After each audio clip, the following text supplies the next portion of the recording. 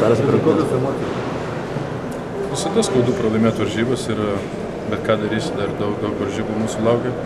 Reikia išsimiegot, pamiršti, padarėm daug klaidų. Net nesužaidėm savo geriausių varžybų tikrai. Tuo pačiu ir aš.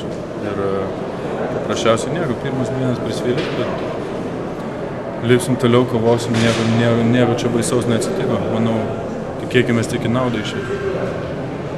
O Linai, pats turėjai kažkokių sveikatos problemų, buvo masažai įvairūs, ta žaidimą šiandien turėjo kažkokių objektų? Ne, viskas normaliai. Kas tai paprasčiausiai pradėjom ganėtinai blogai. Ir ypatingai gale varžybų biškį per daug gal pasikliojom savo tritaškiais ir jie paprasčiausiai nekrito kai kuriem žaidėjam ir biškį nesužaidėm iki galo, biškį matėsi toks kaip vis tiek pirmos oficialios varžybos, visi norėjom padaryti, bet paprasčiausiai neišnaudojom tų stiprių pusių ir nedažaidėm iki galo, kai turėjom dažaisti, pasirinkom tokį lengvesnį išeitį, jei Kristė bus gerai, ne tai.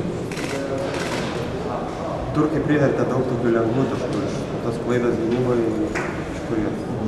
Tarsi nematėm draugiškas. Kad biškį, nežinau, neišėjo mums mūsų gynybinis planas. Daug kur vėlavome, paprasčiausiai taip gausi. Kokios mintis prieš rytojus? Kokia nuotaika? Atsigausi? Išsimegoti? Ne, tai čia mes neturim pasirinkimą atsigausi.